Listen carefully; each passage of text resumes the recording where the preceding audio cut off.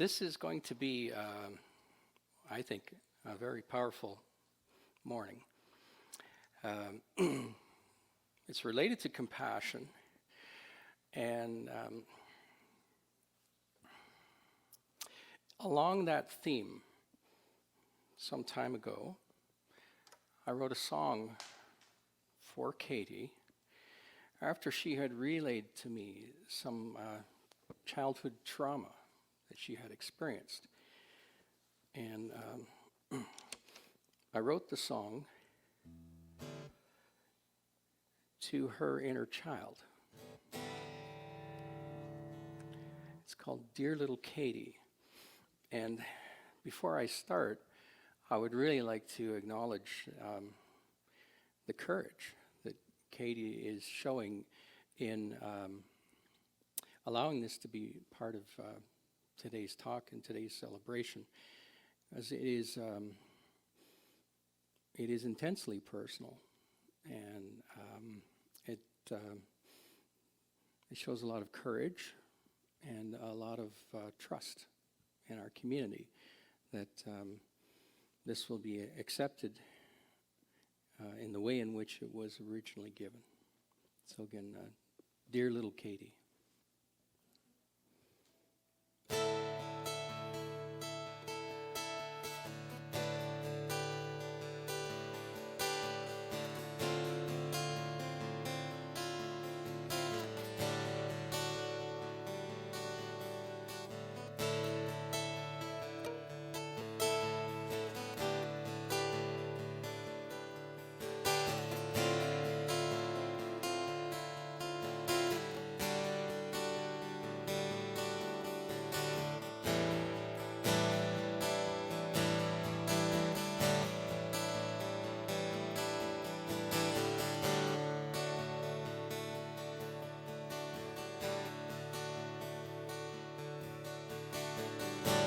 My dear little Katie, I have come to know you. Your sparkling laughter and your playful smile. Here in the garden,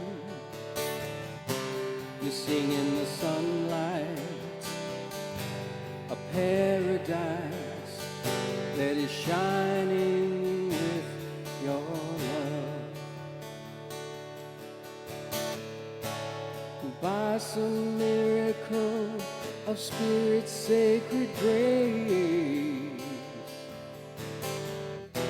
you found some shelter from the storm.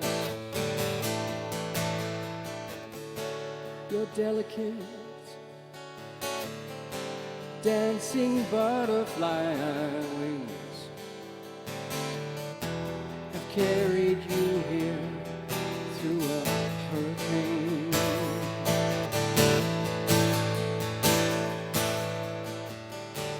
My dear little Katie, I have come to see you. Innocent inner child in my lady's eyes. I'd like to say to you that you are a wonder, and you're safe within the caring arms of love. By some miracle of Spirit's sacred grace, you found some shelter from the storms. Your delicate dancing butterfly wings have carried you here through a hurricane.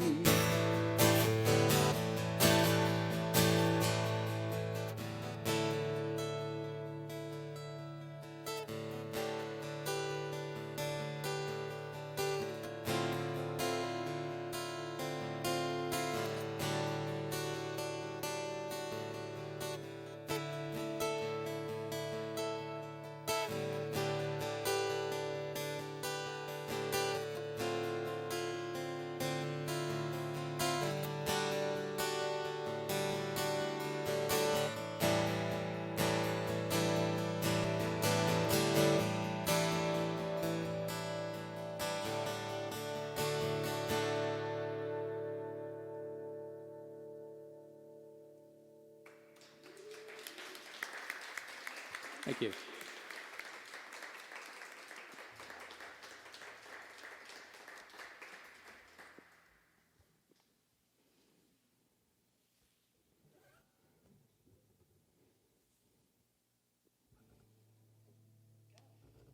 Am I on, Ray?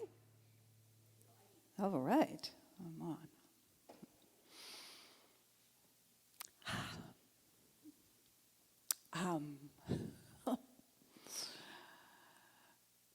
Yes, so, as Doug said, he wrote this beautiful song for me a couple of years ago. And I thought it was too beautiful to not be shared. But I just felt so vulnerable when that first was written that I just thought I couldn't share it, right? And it was, but I realized that that was part of what I need to do to continue in my own healing. And I think many of us can relate to this, that when we have experiences that are traumatic or challenging or have us feel very raw, we just don't want to show that much out there, right? And just wanting to kind of pull back in and, hide. Let's go with the big word, hide. And that's what I did. And when I was sharing with him these remembrance, because what happened is the closer we began to get, the more I began to have body memories and things of times of sexual abuse in my childhood, and it became more and more vulnerable to have somebody be so close, and the desire to run was so great. I just wanted to hide. I wanted to run, and Doug knew that, and he went upstairs, and instead of pushing me or trying to fix me, he wrote that song. And I want to use it as an example of what self-compassion looks like, what compassion looks like, right? Because there were many qualities in that, if you notice, in the sense that there was a deep seeing, right? He took the time to be still and to really connect with what he saw happening for me. And he listened inside to what it brought up in him. So he didn't make a lot of assumptions about what I needed or what should happen or how to fix it or whatever. But what he did do was to honor my experience, right? And, when there are situations where the hurt is so big, when we have a loss, when we lose someone that is so dear to us, and we think, how do we go on? Or we have a disappointment that just takes it right to the core where you feel like, oh, whew. There aren't a lot of words that someone else could say. There's not a lot that somebody else can do. Haven't we all felt that? And the helplessness that we feel as other people to comfort and care for our people that are hurting, it's not easy. And so I wanted to talk a bit about, how can we do that? What is a way that we can be present? And that's really what it is, right? Is to be so present with the other person's experience. Just be there, listening deeply, and kind of riding the wave of our own uncomfortableness, right? Because that's what it brings up, isn't it? We feel our own loss, our own fear, our own sadness, and being willing to just be in it and be that listening, deep, profound presence. Because I think that's when Spirit works through us. There was no doubt to me that Spirit was working through Doug. He wrote that song very quickly. It just flowed through him.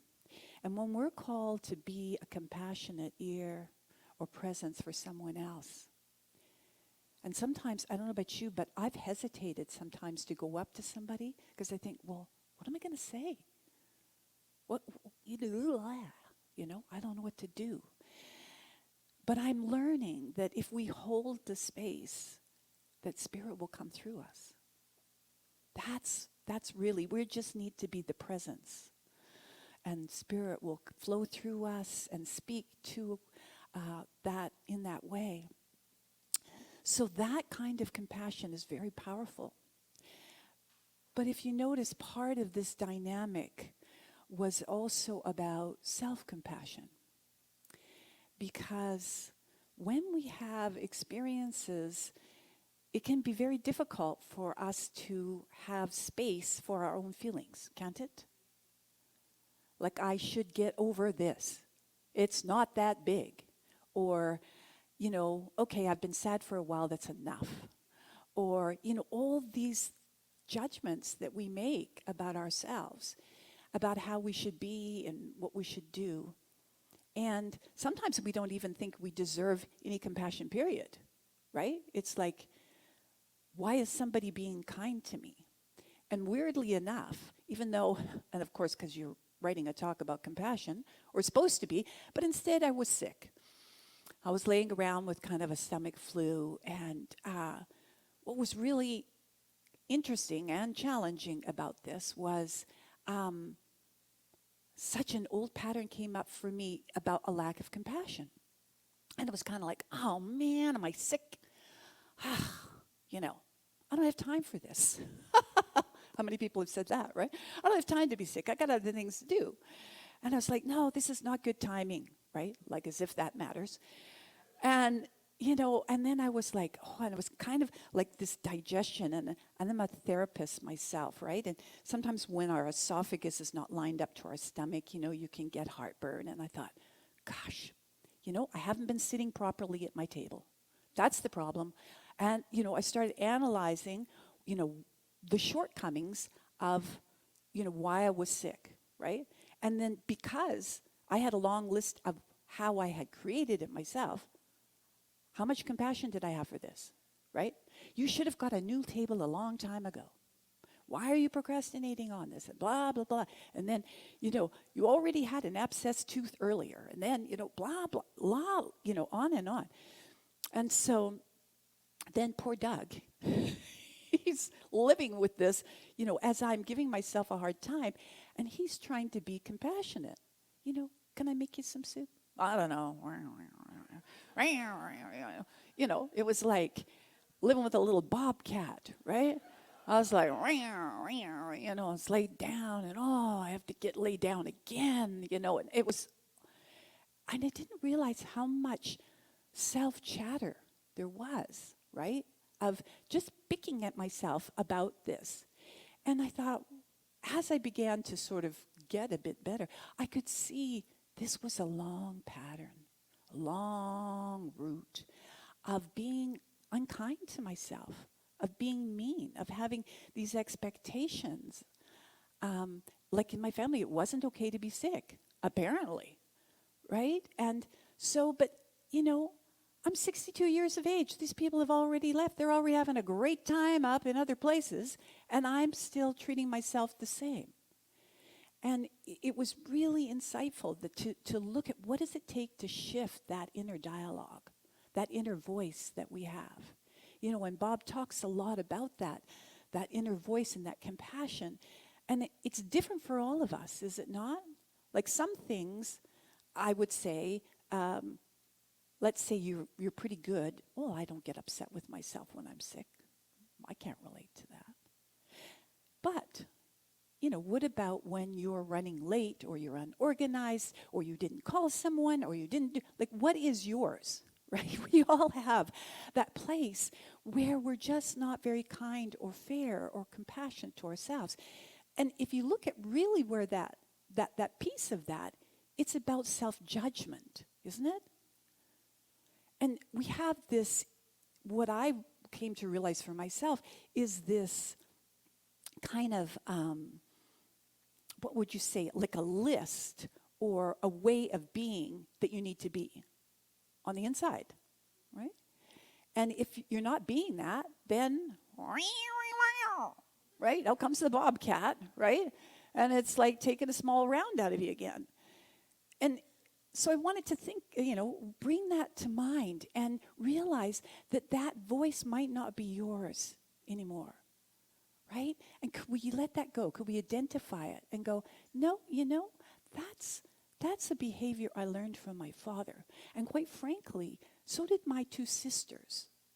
And I actually realized in doing a little bit of work with Susan, very good coach, by the way, this week, that root went deep in the sense of learning how to speak that kind of harsh judgment. I remember my father saying one time when I was upset about something, he said, well, are you going to cry about it? Oh, that was good. But in a way, I was doing the same to myself. So I think, what's the process? First of all, identifying when we are not being fair or kind or judgmental to ourselves, and identifying that voice. Whose voice is that? Perhaps you'll know whose voice it is, and you can release it and bless it and let it go, and choose something else for yourself. And could we begin to have some situations where we admit, this is hard for me? Like, for example, yesterday when Doug and I were sitting, and he had one song for this morning, and he needed a second song, and I could just feel this coming up, right? I was like, oh, I know another song that you could do, and I knew he was only do it if I gave him, permission to do that. And I was uncomfortable. And, it was the part that didn't want to feel broken, right? Don't want to feel raw or vulnerable. And yet, really, isn't that often what endears us to another? But it's not the way we're wired up, right? So one of the things is to have kindness. First of all, identify the voice, and then tell the truth. This is hard. This is hard for me. Whether it should be or not, doesn't matter. This is hard for me. And I feel the tendency to run or hide or withdraw.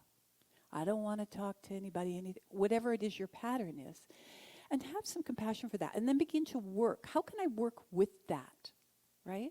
And there are a lot of great tools that we can work with. And in the shamanic world, they talk about soul loss. And at first I didn't understand what they meant by soul loss, because I thought, well, how can you have soul loss? You only got one soul. That can't be good, right? I was like, you're done.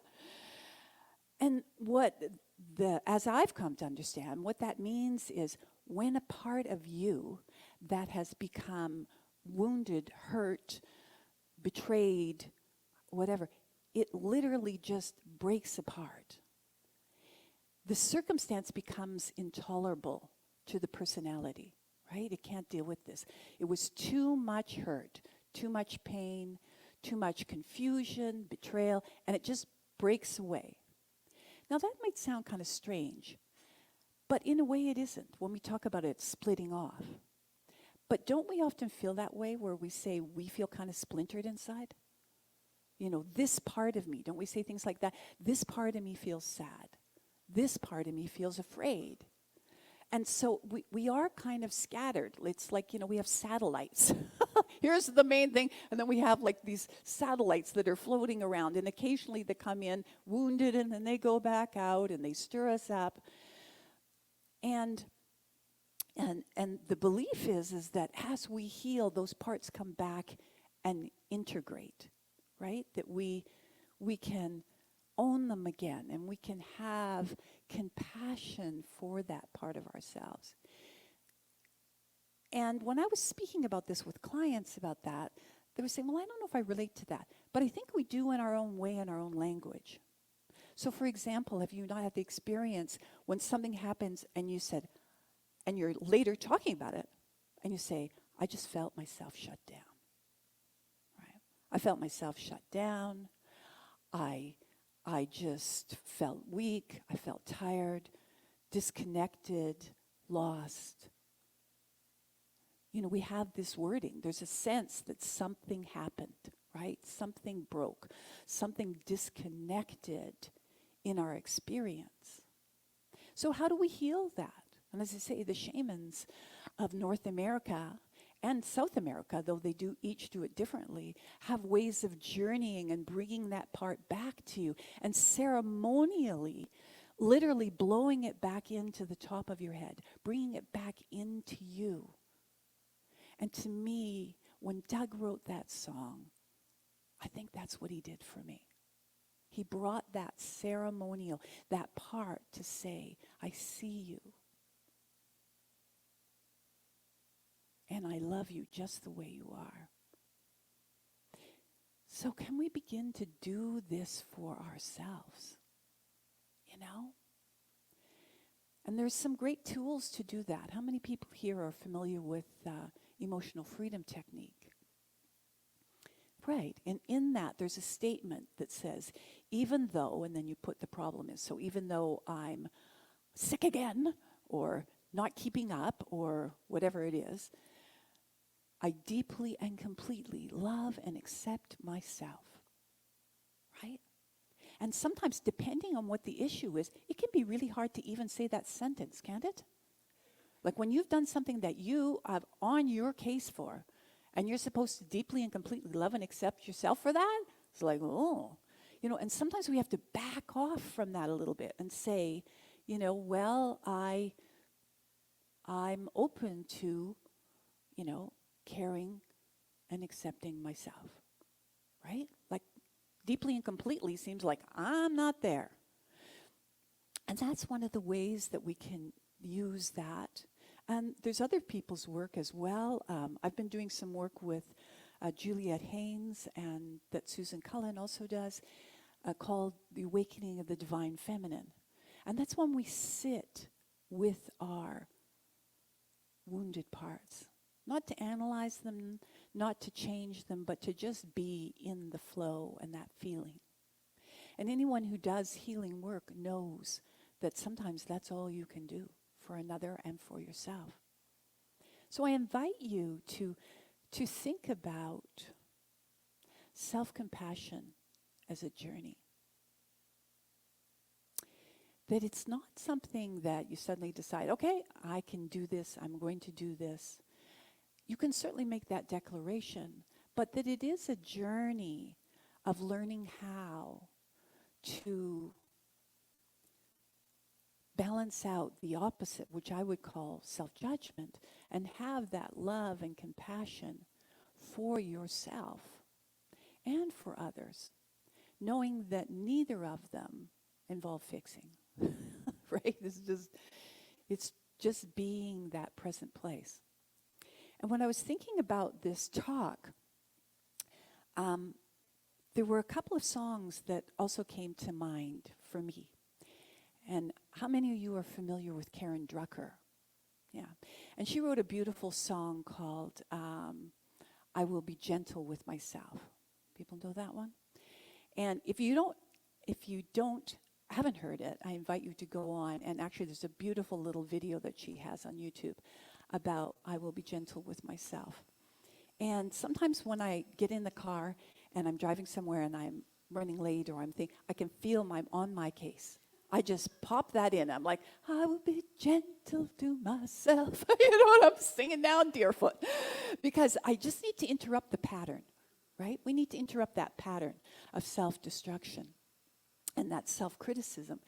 And actually, it also reminded me, when I was in high school, there was this song that I would sing when I was struggling, which was one of the ways that I would comfort myself. And I thought actually, years ago, I thought it was a Karen Carpenter song. And I tried to find it, and I couldn't find it. And then Spirit helped me and realized actually just recently it was a Helen Reddy song. And it was called Best Friend. And it was actually in the movie Airport.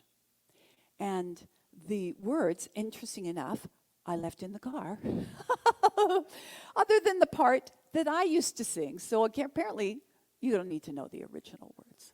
You need to know the adaptation that I would say to myself to cope, right? And so, we all have ups and downs, and certainly as, going through puberty, there are times when we're struggling and feeling alone. And so the words I had sang, the words were, and I am the best friend to myself. I pick me up whenever I feel low. And I make myself as happy as a best friend can. Apparently, that's what it was. But I didn't think I had a best friend. So at that time, I went, and I make myself as happy as I possibly can. And I love myself. No, and I love me more than anybody can. Right? So it was, and I love me more than anybody can. And that's why I am the best friend to myself. I pick me up whenever I am low. And I make myself as happy as I possibly can. And I love myself more than anyone can. So I invite you to sing to yourself, whatever it sounds like, and to share in that. And now Doug has another beautiful song that he just wrote in the last week or two about compassion. So please welcome the beautiful sounds of Doug Warren.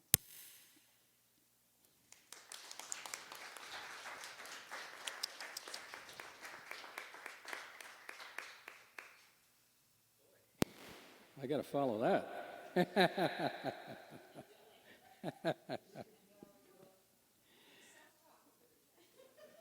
Yeah. So Patty's going to accompany me on this song with some harmonies. This song is called Breathe, Feel, Love. And it was inspired by talking with someone who I came to realize was struggling with depression, with periodic depression. And at times I would speak with this person, and it just seemed like there was something behind the conversation. There was a deeper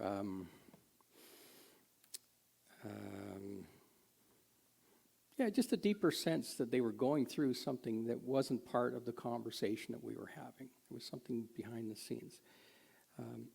So it inspired me to write this song called Breathe, Feel, Love, which was finished, well, I guess about 8 minutes ago. So, oh, this is a really weird one. This is an obscure, weird off chord. It's kind of an off chord of a D, but it does some strange things.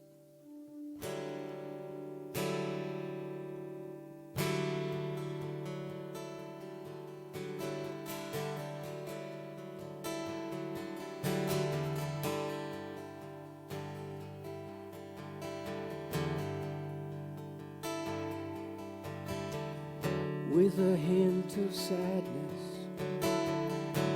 as I recall the sound of your voice, a deeper meaning was conveyed than the words that you chose. Standing there so openly, engaged in day-to-day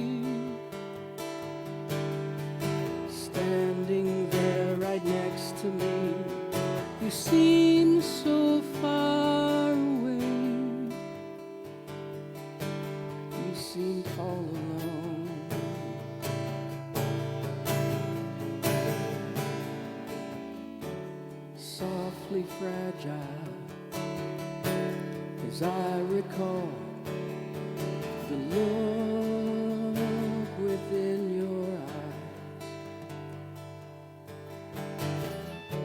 as silent shadows played across the light behind your smile, standing there so openly engaged in day to day, standing there right next to me. You seem so far away. You seemed all alone. Well, you're not alone. If you want to connect with hearts that care, just breathe.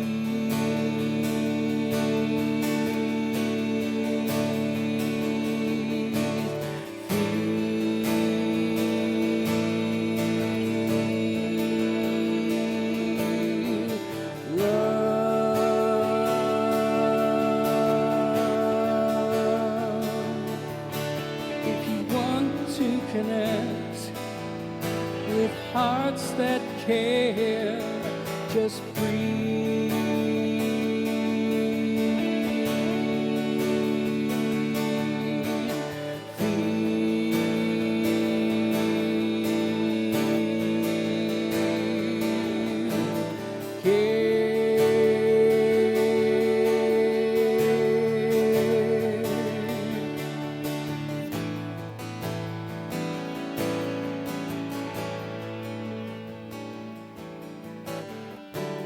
Let me show you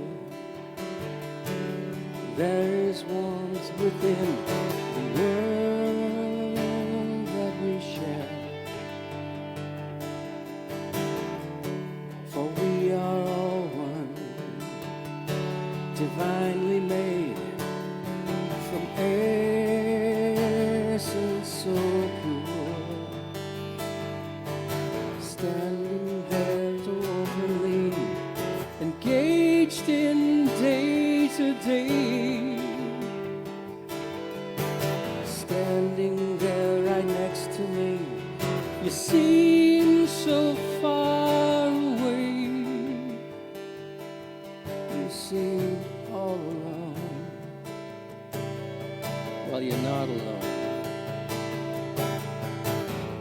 If you want to connect with hearts that care, just breathe.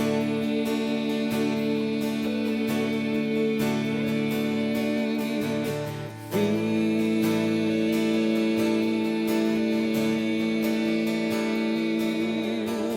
love.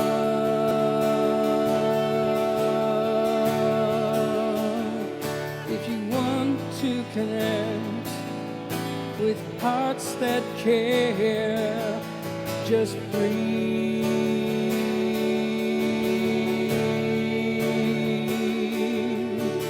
Feel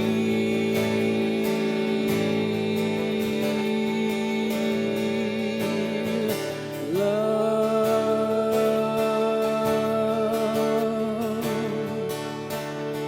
If you want to connect with hearts that care, just breathe.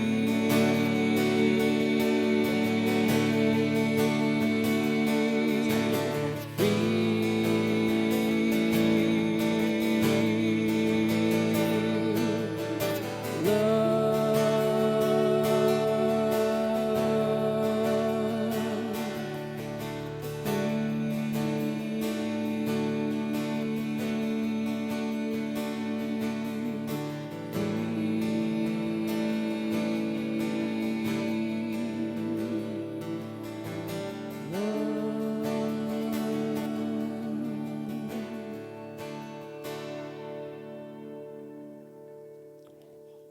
Woo!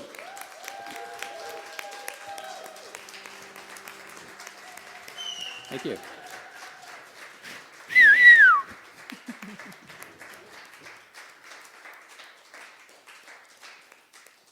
Wasn't that beautiful? Whew, goosebumpy, goosebumpy. So what we'd like to do now is actually go into meditation. And it seemed like what better song to take us in. So Doug's going to just get set up there again. And rather than doing our meditation the way we have previously done it, Doug's going to sing that refrain about connecting and breathing and moving in, and then I'll take you into the meditation. So I invite you to just get comfortable, to close your eyes, to settle in. If you want to connect with hearts that care,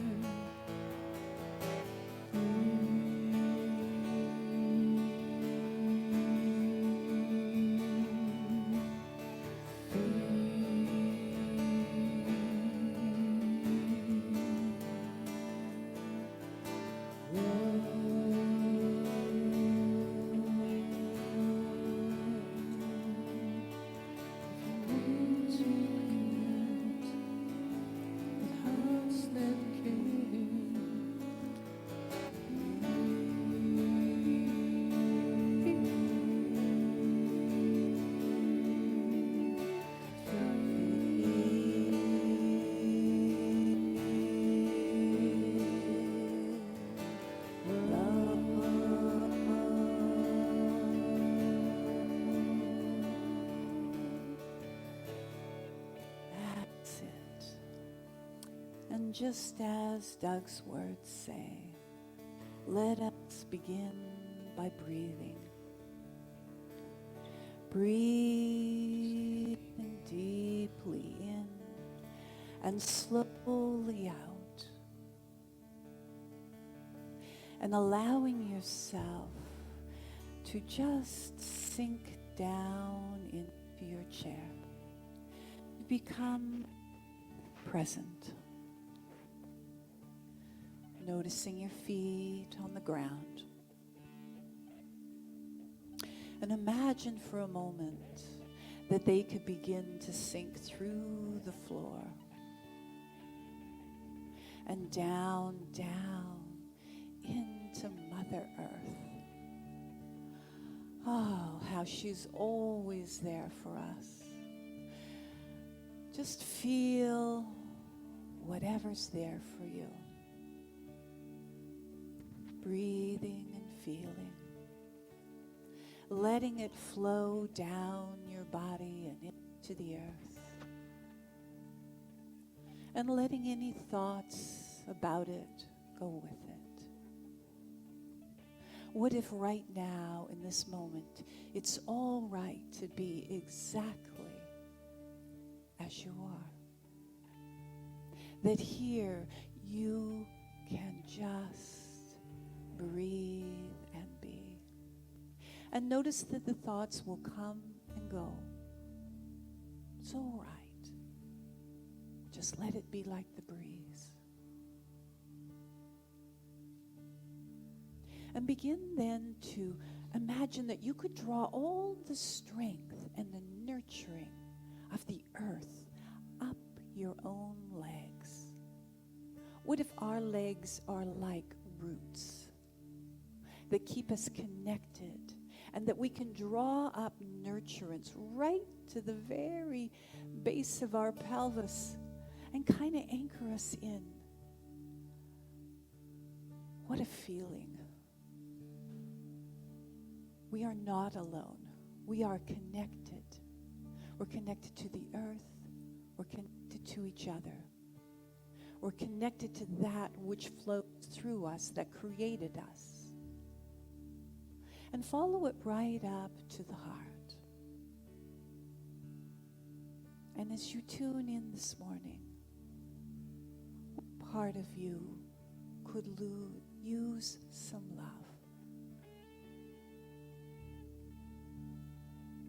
Some kindness, some understanding.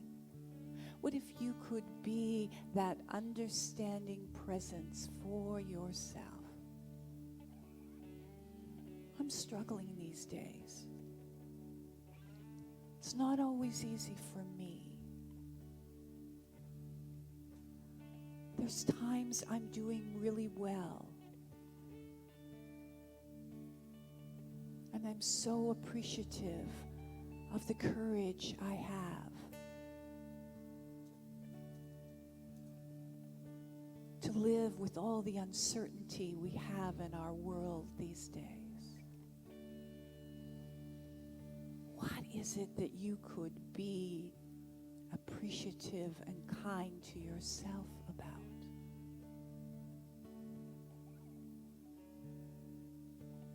Just take a moment to connect with that.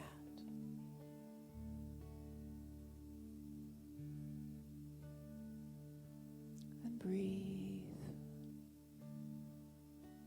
And feel. And love.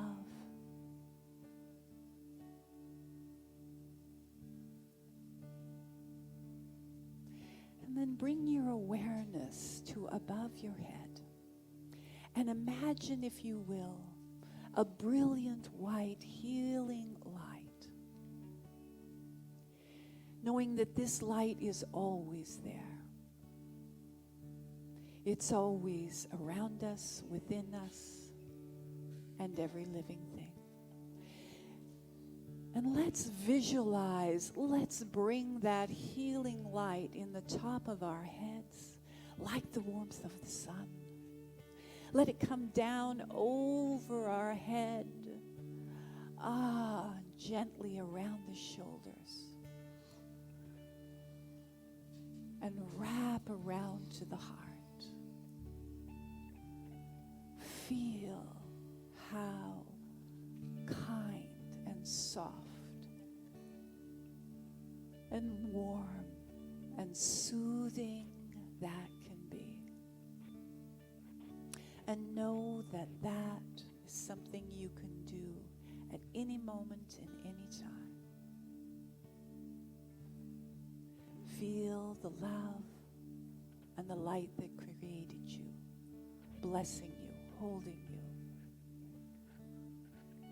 For you are held in the arms of love. Each and every one of us are. And our essence is of love. We know this to be so. We breathe this in and resting into it with gentleness, with self-compassion and understanding. And as that happens,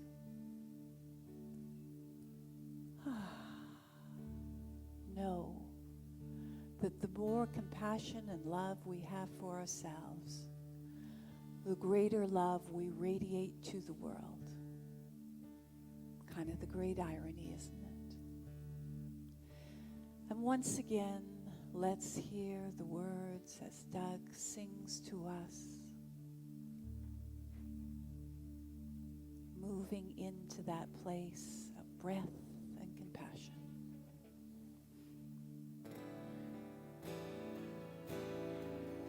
If you want to connect with hearts that care,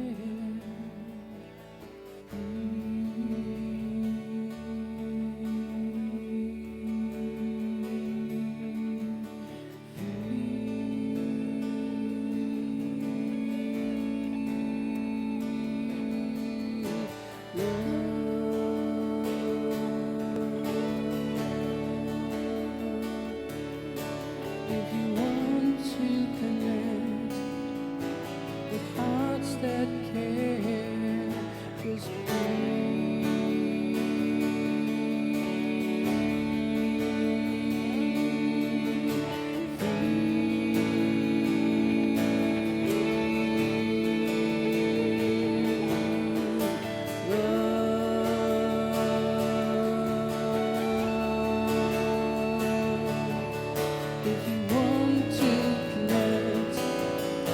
with hearts that care. Just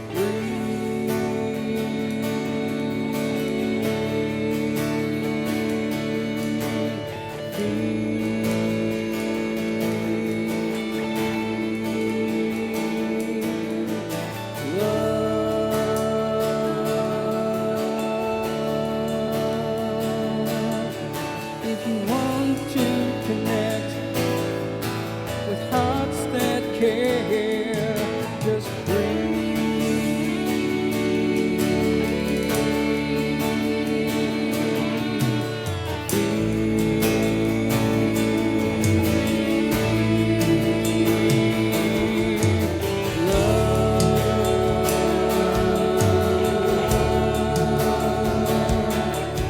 if you want to connect with hearts that care, just